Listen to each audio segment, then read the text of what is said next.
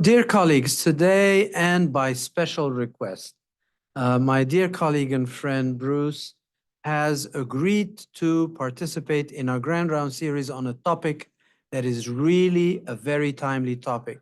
With the elections approaching, we wanted to have a better understanding of what we may expect and the impact of the choices that we make on potentially things that are especially impactful on public health and health in general. And Bruce is known to all of us. Bruce Y. Lee, MD, MBA. My dear colleague is the professor of health policy and management at CUNY School of Public Health and the executive director of the Center for Advanced Technology and Communication in Healthcare, CATCH. I love that term. He is a writer, prolific writer, a journalist, systems modeler, an AI computational and digital health expert, and entrepreneur. Dr. Lee is also the executive director of the Artificial Intelligence Modeling and Informatics for Nutrition Guidance and Systems, AIMINGS Center, and founder and executive director of the FICOR Public Health Informatics, Computational and Operationals Research, and founder and CEO of SimSilico. Dr. Lee has been the principal investigator for over $60 million in grants and contracts from a variety of organizations and agencies, including the National Institute of Health, the Agency for Healthcare Quality, the National Science Foundation, and Centers for Disease Control and Prevention, not to mention UNICEF, the Global Fund, and Bill and Melinda Gates Foundation, and the U.S. Agency for International Development, USAID. I cannot but mention the incredible prolific authorship by Bruce of over 255 scientific publications, 3 books, and written extensively for the general media. I read his blog with great interest and enjoyment.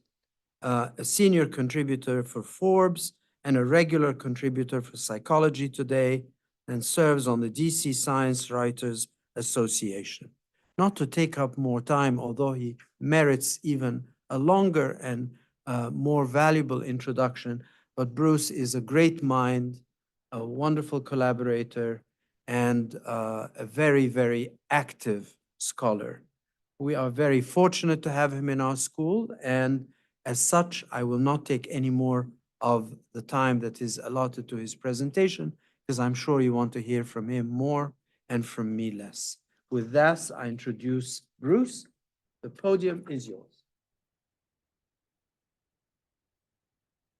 Well, thanks, Ayman. You know, as the Dean of the School of Public Health, you're known for making things happen. And I think there was roughly maybe about 5 minutes between the idea and then putting the ball in motion in terms of this. I think this was mentioned during one of our conversations during one of our meetings. And soon enough, within an hour or so, everything was in motion, which led to today. So I don't know if all of you are aware, but there's going to be an election coming up. You know, you might have heard it here and there in the news or something of that sort. And so basically, we're going to have an election, and this November, and it's going to be an election straight through. So we shouldn't forget, you know, there's the presidential election, but there's also elections with various Congress people and local elections, and then everyone will be voting on different types of referendums and things like that.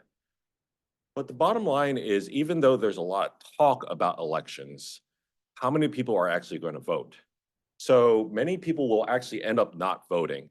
So this latest presidential election, the 2020 presidential election, had the highest turnout since 1900. That was only 66% nationwide. And you have to keep in mind, when you're talking about 66% nationwide, that's going to dip lower in many places throughout the country. And if you look at this graph, which is from Our World in Data, this shows that, first of all, you know, a lot of the age groups are really dipping below 66%. And if you look at here, 18 to 29-year-olds, they actually fall below 50% in many cases. So you're talking about a lot of people who are not voting. They're not participating in the political process. And so why are they doing this? So this is from a November 2014 current population survey. So these are the top 11 reasons why people indicated why they're not voting or didn't vote or what have you. So one is too busy, conflicting schedule, right? Two is not interested. Three is illness or disability, which can be understandable. Four is out of town. Five is forgot to vote. Six is did not like candidates or campaign issues, so they chose to sit out. Seven is registration problems. Eight is inconvenient polling place. Nine is transportation problems. 10, bad weather conditions. Presumably that wasn't in Hawaii. 11, don't know or refused. So these are some of the common reasons. Now, if you look at these reasons, obviously some of these are difficult to deal with, like if there's illness or disability, or if something comes up. But things such as not interested or too busy or forgot to vote or did not like the candidates or campaign issues, you have to ask yourself, what are you setting yourself and your local region, your state, the country up for if you choose not to participate in the political process? And all of us are here at the School of Public Health, so presumably we have some interest in health or public health. So I thought it might be interesting to look at through some of the issues in health and public health that actually could turn quite significantly when it comes to this November 2024 election. So here are the 24 reasons. I don't expect you to read this without a magnifying lens, but I'm actually going to go through each of these. And I want to emphasize, this is to bring up the different issues or points. This is not really to say, okay, this is one side, here's the other side, et cetera. You can be of any party affiliation. You can be a member, you can be a Democrat, a Republican, you can be a member of the undecided camel. I think there's a party called the Undecided Camel Party or what have you. That really doesn't matter. The key is you should know what these issues are, and you should understand when you're looking at different candidates, whether it's for president, whether it's for senator, whether it's for the House of Representatives or a local leader, where do they stand on each of these issues? What have they said publicly? What is, you can go to their websites and say, where are their positions? It's important to know because you need to know what you're actually voting for. So this, unfortunately, the top is cut off, but maybe we can remove this this thing that says this meeting is being recorded. Don't show this again. So we definitely don't want to show this again. Okay. So number one is exactly. We have our IT consultant sitting right here in the front. So the first thing is, this is another thing that you may not have been aware of. There was something called a pandemic that started in 2020. And so just to give you some news there was also a pandemic in 2009, the H1N1 pandemic. And then in between, there was the Zika outbreak, there were Ebola outbreaks, there's also the Mpox outbreak. So the bottom line is these outbreaks and epidemics and potentially pandemics are going to occur potentially with greater frequency because we have climate change and we have changing conditions.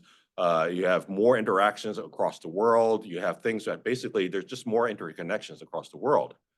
So we have to think about what are we going to do about preventing or dealing with the next big outbreak, the next big epidemic, or at some point, the next big pandemic.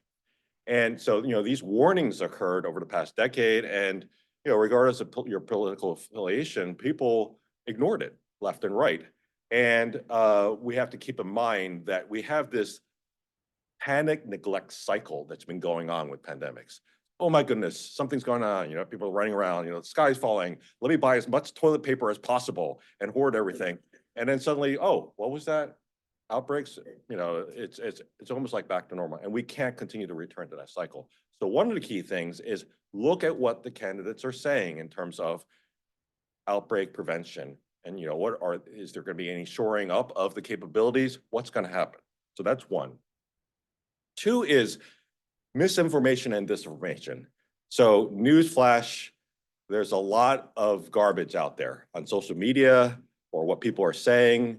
Here are some of the things that came out during the pandemic that somehow, vaccines are going to turn you into this gigantic magnet and things will start like attaching to you. There was talk about, 5G is somehow associated with the coronavirus. Even before that, there was a lot of misinformation, a ton of misinformation out there. And that ranges from just everyday misinformation to people who are pushing, different types of health practices or alternative health practices that may not be grounded in science. So what is going to be done about that? But also look at what the candidates are saying. Are they being driven by science, or are they themselves spreading misinformation and disinformation? This is important. Some people might argue that, okay, well, part of politics is maybe not telling the truth and those things like that, but there are degrees. There are degrees. So that's another thing to keep in mind. How much are each of the candidates driven by science, and how much are they pushing misinformation, disinformation? Because unfortunately, if that occurs, and we always talk about, everyone kind of follows the leader, do we want to plunge ourselves further into a society where science doesn't seem to matter? So we have to ask ourselves that. Number 3, what will be the structure of the NIH, National Institutes of Health, and support for scientific research? So many of you may or may not be aware, there have been calls to completely restructure the NIH in different ways. And this is going to affect anyone who, 1, does scientific research, because the NIH is the biggest funder of scientific research. 2 is anyone who produces like scientific products or medical products or health products, because a lot of those are either supported by the NIH or indirectly supported by NIH research. 3, if you like scientific research or follow it. Or number 4, if you have a body or a mind. So if you follow any of those, if you don't follow in any of those, then come and talk to me, because we have to figure out what's going on. But so look at what has been proposed. So, I've written about some of these things. There's the development of ARPA-H. There's been a proposal to restructure NIH. And we also have to keep in mind, look at the budget of the NIH. The budget for NIH since 2000 has really at most kept up with inflation. In some cases, it's actually gone down when you can count for inflation. So are the candidates in support of either cutting NIH, keeping it the same, or actually increasing funding? Keep that in mind. And if they aren't stating that, ask these questions or figure out where they fall on. The 4th issue is, how safe will food be? Okay, if you check out the CDC website and look at the foodborne illnesses, foodborne outbreak reporting per year, you'll find something interesting. The number of foodborne outbreaks actually increased significantly this past decade. So it went from like, a handful to, more than a mouthful, quite a lot. And so the question is, what's driving that? There has been relaxation of regulations, food safety regulations, and some argue that that's good because then it promotes innovation or reduces the cost of checking things and what have you. Whereas some other people argue, well, that might threaten food safety. So look at that as well. See what the different candidates think about food safety, think about regulation and those things like that, and determine where you want to fall on the spectrum, because you're going to have to eat this stuff. So presumably, I'm assuming all of you eat food. Okay, if all of you eat food, then this is something you want to keep in mind. Again, if there's someone who's here who's photosynthesizing or doing something else, then okay, maybe you don't have to worry about this. Okay, number 5, what will be the state and safety of reproductive health? Okay, this is clearly something that has become a very well publicized issue. And if you haven't been following the news, your access and what you can do if you're thinking about pregnancy or concerned about pregnancy, or if you're pregnant, or if your friends are pregnant, or your family members are pregnant, or anyone that is pregnant, what is possible differs significantly depending on where you live, right? So, what state now what state you live in. So again, you have to ask yourself, where do you fall on the spectrum? And is that aligned with what you believe or what you want, or what's potentially going to affect, your life? Obviously, reproduction is significant because it affects the life of yourself and many other people, et cetera. So this is something to keep in mind. You want to be very clear about where the candidates that you're considering stand on this, and keep in mind that this is not set in stone. Things could change even further depending on who gets elected to different positions. So, there was an assumption for a while that everything was just going to sort of stay the same. Clearly, they did not. So again, decide what you want. Next is, how much will healthcare cost you? Okay, here's a news flash. Healthcare can be quite expensive. And this is something that we don't think about when we're well, right? So, and everyone is going to face medical issues, medical crises, or whatever at some point. And unfortunately, what happens, we see this over and over again, is people don't think about healthcare costs until they're deep within it and say, oh my goodness, I can't believe all this costs X, Y, and Z. And, there's been reports of, so, you've seen a lot of graphs where you see, inflation is going up like this and the healthcare costs go like this. It's like comparing Mount Everest to whatever flatter hill that you can think of. And so, and then there's all these graphs about administrative costs going through the roof, or costs of medications and those things like that. So there have been calls by various political leaders in terms of like what to do. Is it price controls? Is it more competition and those things like that? So you have to, again, this is a question that you have to ask. You have to ask yourself, and you have to ask the political candidates, what is their stance? What are you going to do about healthcare? Now, it's interesting. There was a poll after I was going to say, most recent presidential debate, and it probably will be maybe the last one or next last or what have you. And they asked people, like, what disappointed you about the debate? And I believe 67% or something over than that were disappointed about the healthcare or the lack of healthcare coverage. The candidates were not asked where they stand in healthcare. Something like 67% of this survey were disappointed that wasn't really asked or delved into, and it's true. So if you think about it, lots of surveys in the past, people are interested in healthcare because that affects them. People are either sick or they know someone who's sick. So, in absence of knowing things like that, look into it. See what their voting record was, or see what they've done in the past, or what statements they've made in terms of, providing funding or withdrawing funding from healthcare.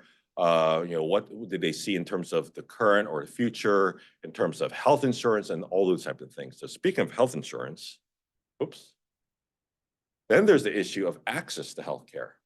So we all know, anyone in public health or in health research or health policy knows that access to healthcare is not equal, right? So there's significant differences in terms of different demographics. And also, unless you have your own private, personal healthcare professional or doctor or what have you, it can be of varying difficulties to find a doctor or find a healthcare professional.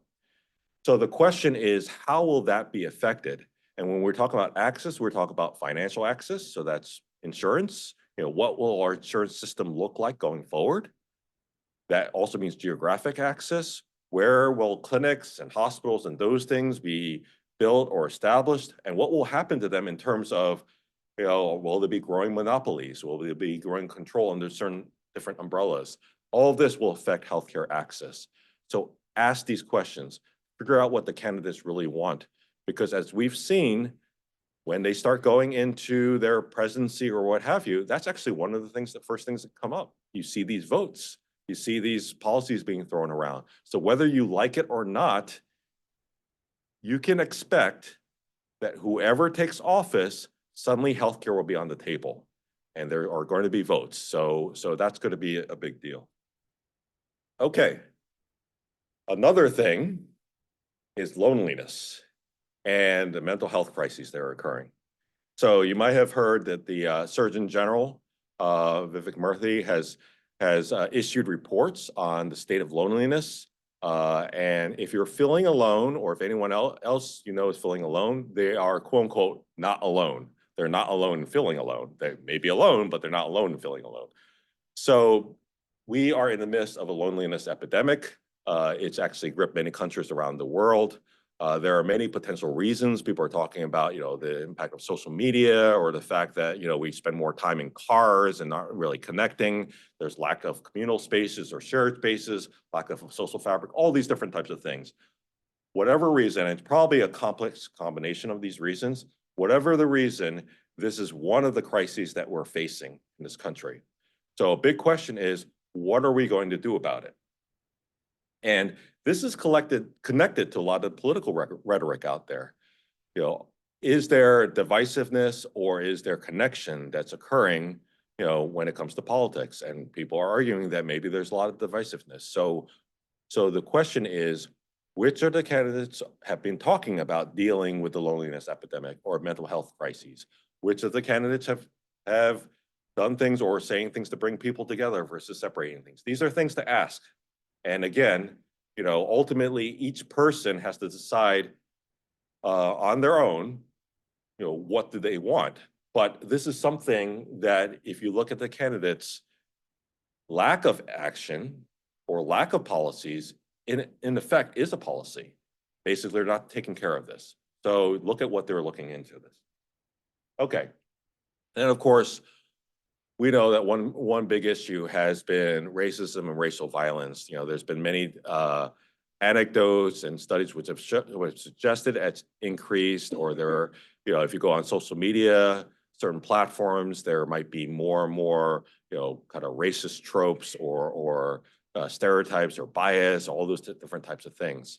This is a problem as well. Obviously, this is tied in with emotional health and mental health, but also economic health, all these social health, all these different types of things.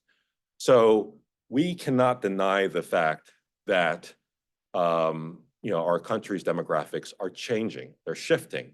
We are not the same that we were in the 1950s, 1940s, the 1900s, the 1800s, et cetera. Things have evolved. And of course, there are many different opinions about that. But the bottom line is that it's not the same. And there are people, there's tremendous diversity in our country, and that it can be a huge strength. So the question is, where do each of the candidates stand on these things? This is a health issue, right? Because this affects people's mental health, emotional health, and when it's actual physical threat, it affects their physical health, right? And we're not just talking about overt things, we're also talking about what's happening in people's jobs and school and those things like that. One of the great things about CUNY is it's a very diverse environment. And so the question is, what will happen with all of this depending on who gets elected in different situations? So you have to ask yourself, and then you have to decide where you want to stand. Okay, number 10. Remember the opioid epidemic? Remember that? Right, so that hit a lot of the big headlines back in 2018, 2017, maybe before that. But you heard less of this during the pandemic, partially because headlines were basically about the pandemic and about many other things. Mpox occurred, and this has not disappeared. In fact, there are indications in different places that it's either stayed the same or gotten worse. And then there's the issue of vaping and other types of substance use and abuse.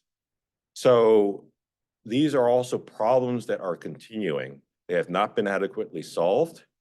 So one question to ask is, where do the candidates stand on this? Are there going to be more initiatives to deal with these things, or are there not? And again, both of these things affect, if you've got teens, if you've got children, if you've got, there's considering the numbers, there's a decent chance that you might know someone who is hooked on or addicted to opioids. So keep that in mind. Okay, number 11, climate change. All right, several things. One is the Earth is not flat. It is not flat. okay? Gravity exists. Number three, there's an abundance amount of science that has shown that the climate has changed over time. You know, we've faced the hottest day on record several times in 2023. It's occurred again in 2024. We're seeing changes in terms of hurricanes and different types of storms. It's something that's real. Pollution is real as well. So from a scientific community, there is pretty much consensus that climate change exists and that pollution is contributing to it. So you've heard many different types of leaders say that, oh, we just had the UNGA this last week, the General Assembly, and climate change was on the top of mind, and it was talked quite frequently. So, but the big question is, what are we going to do about it? So this is a collective problem that's affecting our entire globe, and you know, so this is a problem that has downstream effects. It's going to affect physical health, mental health, nutrition, the distribution of vectors that carry disease. It's going to affect practically everything that we do. So this is one of the things that needs to be tackled.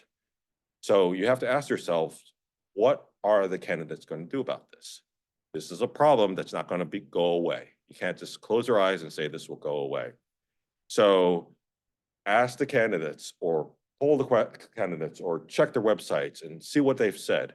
What are they going to do about climate change? Okay, number 12, how safe will medications be? I was anticipating saying well, so then I screwed up saying how unsafe. So how safe will medications be? If you paid attention to the headlines, there's been quite a few incidents of medication recalls because of substances, carcinogenic substances, or foreign objects or different types of things in the medications. And the concern is that we have medication supply chains and pipelines and those things like that now extend like all around the world. So what types of safety regulations are being followed? And the FDA, the US Food and Drug Administration, is charged with tracking and trying to make sure that our supply of medications, just like our supply of other things, is safe. But anyone who's been in the FDA realizes they don't have the person power to really track everything. So what's going to happen with that? Are there efforts going to be bolstered, or are they going to get more resources, or is there going to be pulled back on that? And this is important because it can be very deceptive. You can get medications, they look fine, pop the pills, but if they are tainted with other substances, then you're actually bringing more problems. Okay, 13, what will happen to the CDC and the public health system? So the COVID-19 pandemic exposed many different things, many different underlying problems in society, and one of the things that happened was there was a lot of criticism of our public health system. Big surprise. That's what happens when you have a public health system or anything that doesn't get a lot of funding, right? So you need funding to do stuff. So that's not a huge surprise. There was also criticism and comments about CDC. So what's going to happen with that? Because we do know the public health system is the backbone of public health, but if that backbone is very aging and decrepit in many places, many of you have probably visited departments of public health throughout the country. You'll find many of them still have fax machines, or they have I remember one of them that they had a filing system, and they had papers that were brown. They weren't originally brown, but they're brown papers, and basically you could tell how old the papers were by how brown they were. So that is not a modern day public health system. So there's certainly a need to upgrade around the world, around the country, well, around the world certainly, but around the country. And we have to keep in mind, we've seen with COVID-19 that many times very distant public health systems are the first to see something. They're the first to detect something. So our safety, our surveillance system really depends on our public health system. So what's going to happen with that? So there were calls during the pandemic, like for instance, this documentary, The Invisible Shield, that said, okay, you know, we have to, hopefully this is a moment where people pay more attention to public health. And we've seen rises in applications, right, to schools of public health and renewed interest, which is great. But once people leave the schools of public health, I'm sure they're worried about things like jobs and where am I going to work? So you have a lot of very well-meaning people who are now armed with these tools and this knowledge. The big question is, will they be able to find the jobs? Will they find systems that will match their skills and their abilities to the need? Because there's certainly a need. So again, whoever gets elected into office is going to determine a lot of what happens with this. So jobs, it's about jobs as well. Okay, number 14, what will happen with gun violence? So this shouldn't be much of a news flash because unfortunately, a lot of the news flashes in general are about gun violence. So if you look at some of those tracking sites that track shootings and those things, it's really grim. Like if you want to ruin your day, you go onto one of those websites and you can find that basically this is just happening every day. I mean, we hear about it, these much larger shootings, periodically, but it's happening every day. So it's a problem and it's an issue. And so there's been talk, and I don't want to say both sides of the aisle, like all different sides of the aisles about, what to do about this. So it's important to look at what people are saying and determine where you fall in terms of dealing with this. Because this is a safety issue, this is a health issue, and it's a health issue to everyone, because you never know what's going to happen tomorrow. So we have to keep that in mind. Okay, here's another thing that people may have forgotten about. So in the decade before 2020, the obesity epidemic did occupy headlines. Then suddenly it disappeared, partly because of COVID-19, but then it reappeared during COVID-19 because there was evidence that people who were at different BMIs may face different risks when it comes to COVID-19 outcomes. This is something obviously that has not gone away. And the concern is that it's getting worse. And there are potential indications, especially during the pandemic, where people were not able to maintain the lifestyles that they did prior to the pandemic, that things might have gotten worse. So what are we going to do about it? Now, for those who argue that this is an individual choice issue, anyone who studied this for at least some time will just point to all the graphs that show BMI, obesity prevalence, and all those things starting to rise in the 70s, going up in the 80s, and just rocketing up. Okay, when you see something like that, do we really believe that everyone in this country, or many people in this country, or around the world are all simultaneously saying, we're all going to make a choice to not exercise and eat worse? No, something's up.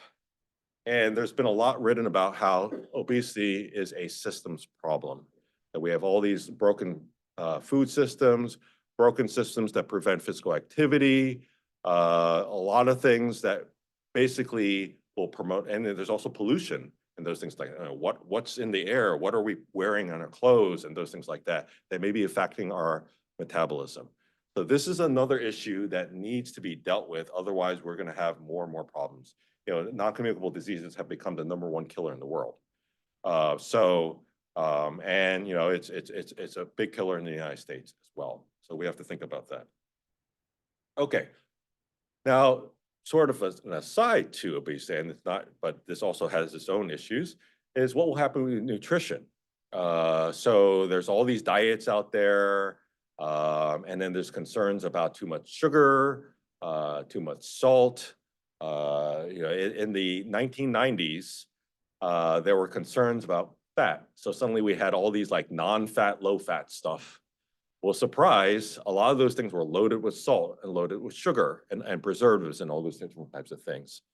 So there is not going to be a simple fix to a lot of the nutrition issues that we're facing these days. That's one of the reasons why there's this new precision nutrition initiatives or efforts and those things like that, which is basically more closely tailoring nutrition recommendations and diets to different people's characteristics, or like, getting them suiting their suits and things like that.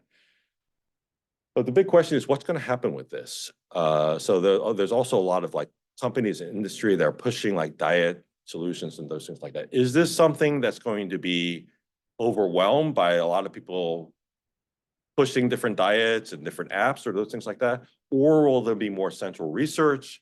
Or will a lot of the research come out of different universities or those things like that?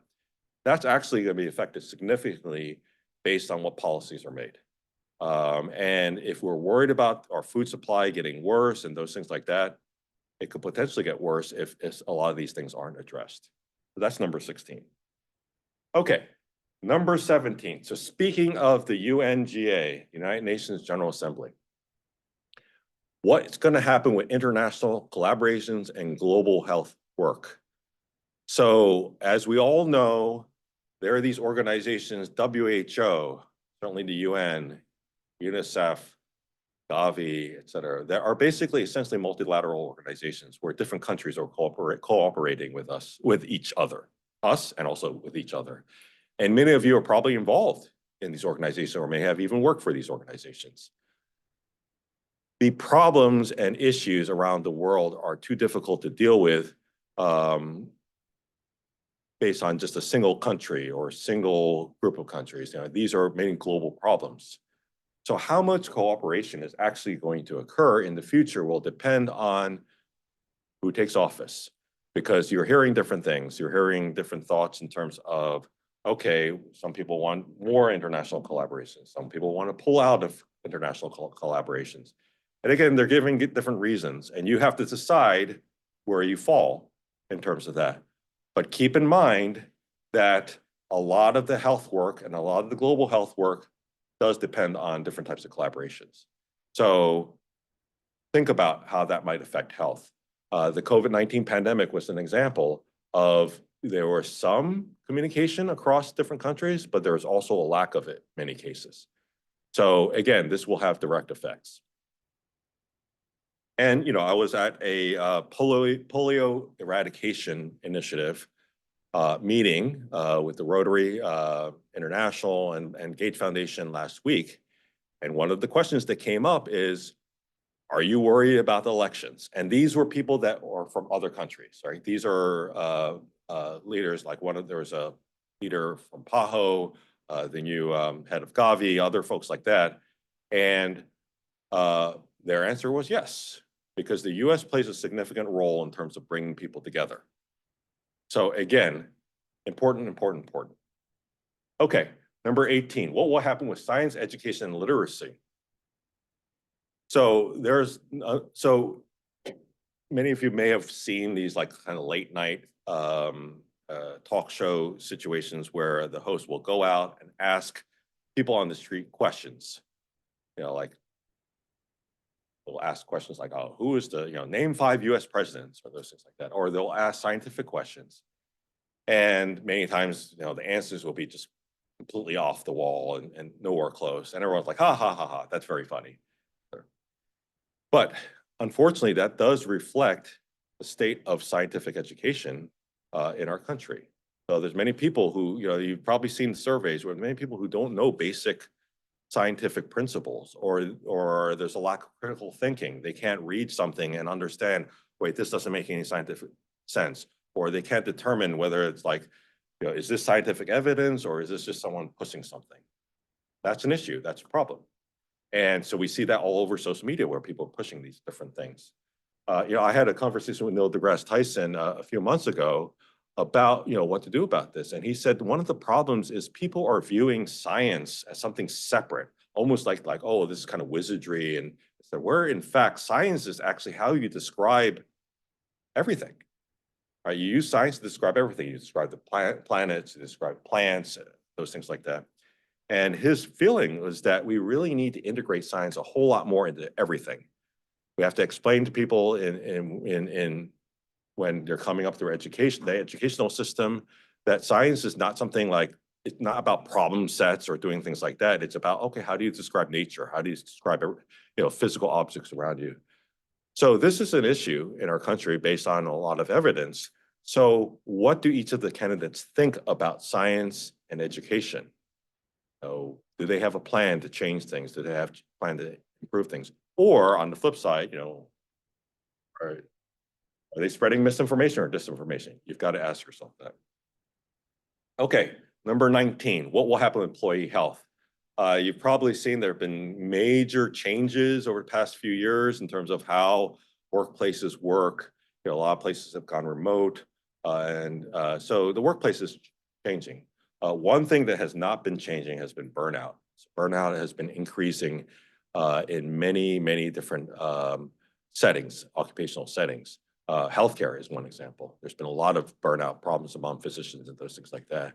That is, in essence, is going to significantly weaken our country in many ways. So like, you don't want to go to the hospital and see a doctor, and doctor's like, oh yeah, oh, all right, what do you want? What do you want? And you buries his or her head in like his or her hands.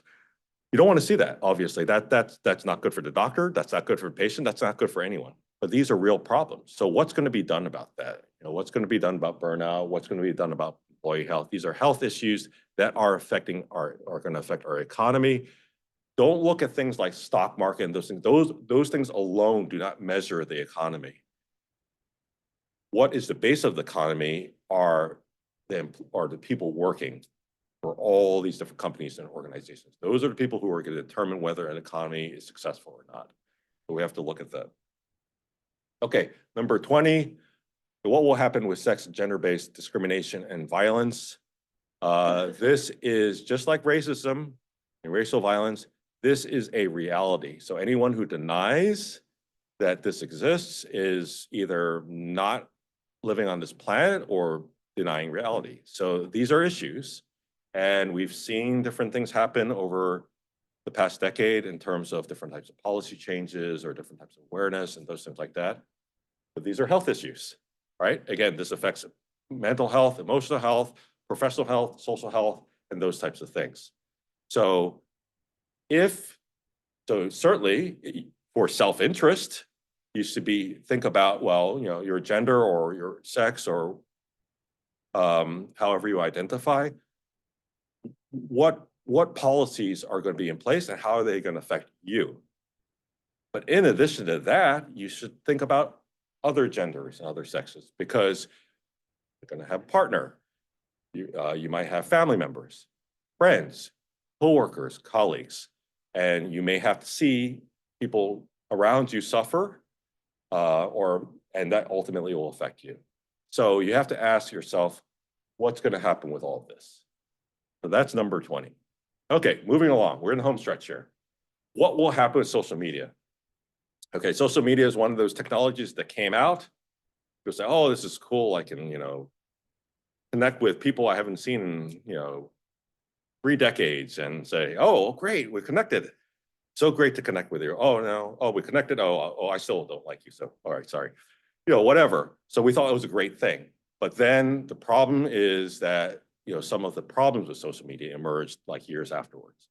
So social media is like any technology. In itself is neither good nor bad. It's how you actually use it. So there's many benefits of social media and there's many potential negatives. And so there's talk about, should it be regulated? How do you do warnings? What should be done about social media companies? Should some of these companies be broken up? Do they have too much of a monopoly? All these things ultimately are going to affect health. And so it's one of these things where, I've listed some of these things that like boiling water challenge and, drink some borax, stuff some Tide pods, up your nose or mouth or whatever. Or one of the latest is eat dirt. So, I don't know. I was always told not to eat dirt, but maybe I'm missing something. But these are things that are on social media. They're affecting, people's health, or doing these challenges or getting this advice. So we have to think about it. It's a health issue.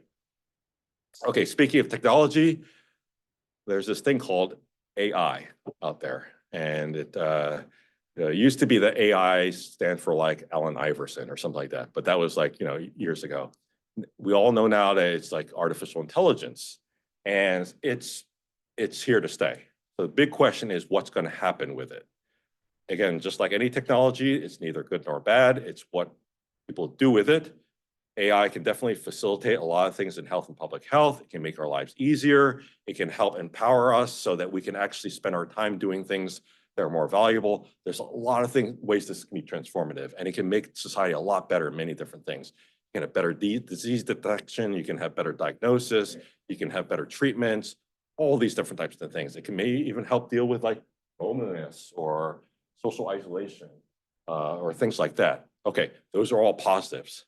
Of course, then there's the negative, right? So we all picture a future where, we put this in a picture, a future where like the Terminator or something like that, where you essentially have, robots running the world, or people like having relationships with AI generated things rather than people. There's all these things that people talk about, or AI can potentially like worsen biases or worsen disparities, all those different things. It really matters what we do with it in the coming years. It's going to be really, really important. So once this ship is set in motion, it's going to be hard to pull the ship back. So this is a time to really think about what are the candidates thinking about this. Okay, then there's the healthcare system. So what's going to happen with the healthcare system? And each of the candidates may or may not have opinions about that. But you have to ask yourself, are they in favor of the current situation? Do they feel that some of these monopolies should be broken up? Do they feel that there should be public options? All these different types of things. Again, I'm not here to talk about which policies should be favored, but be aware of these things because these are going to affect everything. So this is the healthcare system, not just when it comes to patient care, but comes to research, policy, all those different types of things. Brings us to number 24. How will your voice be impacted?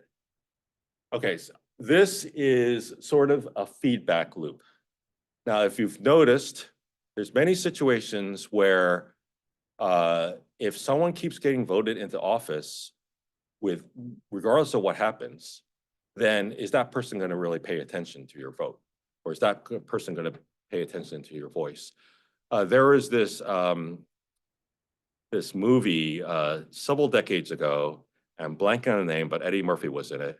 But it was a movie where he decided to use the name of a candidate who I believe had passed away and never showed his face, and he got voted into office just because he had the same name as that candidate. And people got shocked when they actually saw him.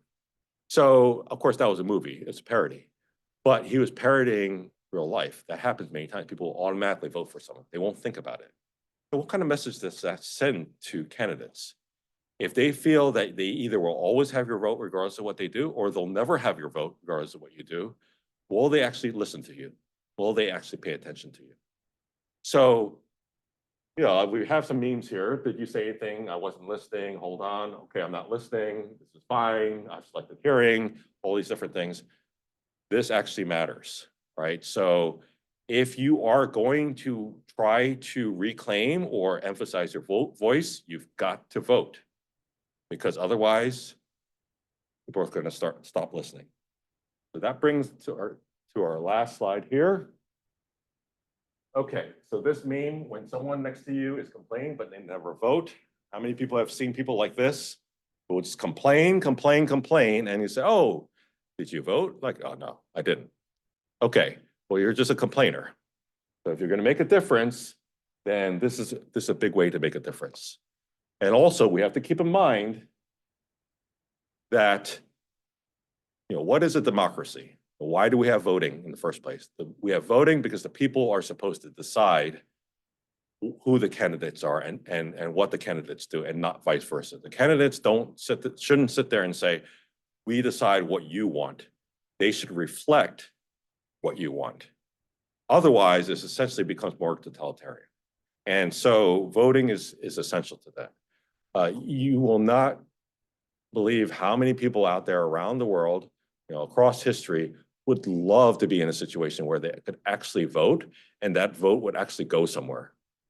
And so we all have this privilege don't give up this privilege. So ultimately, what I've tried to do is I've tried to run through a bunch of reasons, personal reasons, because if you're in health, then it matters. And if you have a body and a mind, it's going to affect you. So don't view voting as like civic duty or all this other stuff. You know, you'll see these ads. I mean, it is civic duty, but you'll see these ads telling you to do this, or just trying to convince you, or you vote, you vote and you'll get a sandwich or things like that. Vote because you're self-interested. Vote because this actually is going to affect you. It's going to affect you, your friends, your job, and what have you. So that's basically what I'm going to say. And again, it's up to you which way you want to go with each of the different candidates. But I can tell you this much, if you don't even go to the polls, you're letting other people decide for you. So with that, I'm happy to open up the floor to any questions or discussion. I think we have some time for that. And I just want to credit my team, who've helped with some of these different things. And at that, yep. So questions and discussion. You can speak out. Am I okay? So I'll ask the first question, and I will tell you, of course, I'm concerned about these issues. The problem I'm having is that some of the issues like, okay, what will the healthcare system look like? It's obvious to me that, for example, universal healthcare is a solution. And then I'll meet somebody sitting right next to me and saying, are you crazy? Yeah. Of course we don't want universal healthcare system.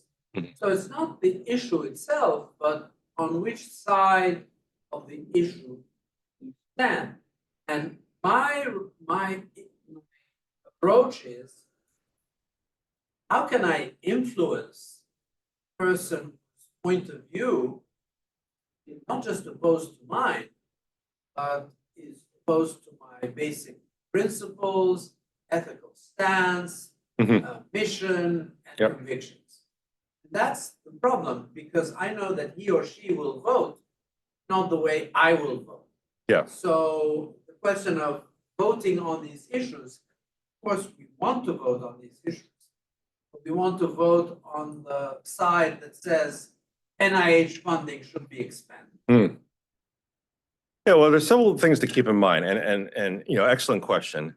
One is that there are always going to be people who have very strong opinions about any issue, and they many times are the loudest in the room. But there are a lot of people who are completely unaware of the issues, or they don't have an opinion. And you can take these 24 issues and put them in front of anyone. And in many cases, you'll find, okay, they're knowledgeable about maybe 3 of them or 4 of them, maybe even a majority of them. But there's always an issue people are not aware of. Like the other day, I was talking to a reporter, and the reporter was talking about another issue, and I just mentioned that, oh, well, these are the number of foodborne outbreaks that occurred. And the reporter was like, really? And I said, yeah, look at the CDC website, count the number of outbreaks. And so the reporter was surprised. This is a health science reporter. Not surprising, because unless you actually go there, you may not recognize it. So one of the key things is to help inform yourself and other people about some of these issues where they may not have strong opinions. It is difficult. I agree. It's difficult to convince, once someone's entrenched, it's difficult to convince that person to change his or her mind. But these elections many times swing on a very small number of people. So we talk about the swing states, right? The swing states, there are 5 to 7 states where presidential elections probably are going to swing on. And within those states, you're talking about many times 10,000 to 50,000 people that will make a difference.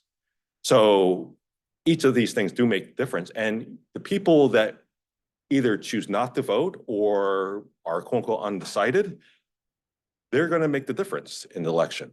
Second thing to keep in mind is there are many issues that seem small at the time, but end up making a big difference. So let me give you an example. The 1997 FDA Modernization Act. How many people are familiar with that? How many people are familiar with what it had, and what are some of the big effects that you see today from the FDA Modernization Act? So you can't watch a TV show without seeing a pharmaceutical ad, right? You know, you see these ads which try to, sometimes, you know, you're convinced after you see it, you're like, oh my goodness, I have everything, right? So things like that. That used to not be allowed before 1997. But the 1997 FDA Modernization Act allowed direct-to-consumer advertising. It used to be, it had to be in medical journals and those things like that. That's made a big difference, right? The world's very different because of that. But that's an example of something that maybe people didn't really think about. So there are obvious issues, big issues, but there are also some of these other issues that people are voting on every day, or they're part of a big package, or they're an add-on to these different things. And if we're not paying attention to what those are, and we don't know where the candidates stand, they're essentially voting for us, and you don't know what might happen with that.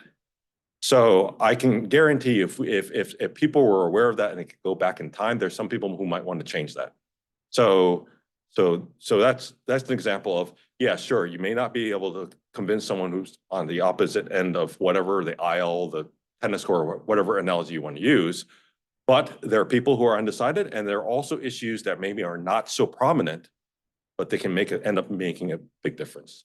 Did I address your question? I think you did. Mhm. Michelle? This is a little bit tangential. Yes. Do you look at data about sending people postcards to that don't vote? Yeah, there's it's interesting because this actually came up probably a few weeks, or I can't remember. Sometimes I lose track of time. But that's something that's actively used by parties.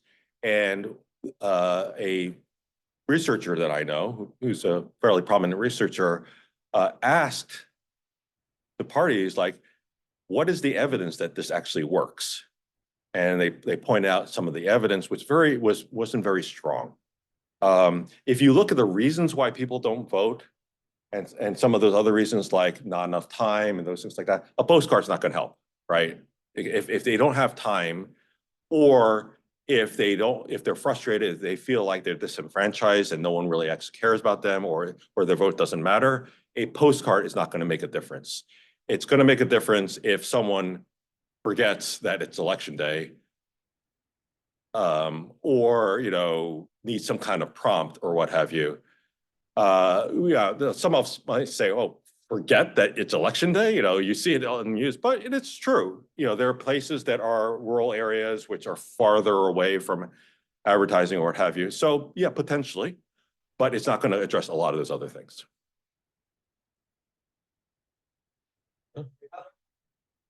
Okay. Those off from vote because they feel they've been abandoned by the system. Yeah, that's a great question, and a common complaint I've heard many times. Well, people feel disenfranchised, or they feel like they've been abandoned by the system, or they feel like, you know, you'll hear people say things like, I feel like there's these clubs that I'm not part of, or I feel like, you know, they don't even speak to me. No one actually speaks to me, or they just feel isolated from the system. And that is frustrating, and that is understandable. And that's something that one should not deny. Like it's the wrong thing to tell people who say that. Say, oh, no, you aren't. You're not abandoned by the system. That's really, so that's taking their life experience and their situation and almost trivializing it. It's basically saying, oh, no, because you didn't walk in their shoes. You know, people have a right to feel like they're abandoned. But you know, this is the way government is done. And if you're going to make some type of difference, then there are chances that your vote's going to make a difference. Now, if you don't vote, then you're almost guaranteeing no voice. You're guaranteeing that nothing's actually going to, people aren't going to pay attention to you. The other thing to keep in mind is people are watching. So political parties are watching who's voting. And so over time, they might see certain demographics become more prominent or more common, and they might shift their strategies towards these different demographics. So just the act of voting can actually say, hey, we're here. So it's important to keep that in mind. Again, it's not alone, it's not the solution. There's definitely people that are disenfranchised. There are definitely people abandoned by the system, but this is one way to do it. The other thing to keep in mind is you never know who that candidate might be that will take your cause under his or her wing. Right, so you just need one person sometimes to be that tipping point. So if you vote for the right candidate, and that candidate gets in office, you never know what might happen with that. So optimism, that's one of the keys. Other questions?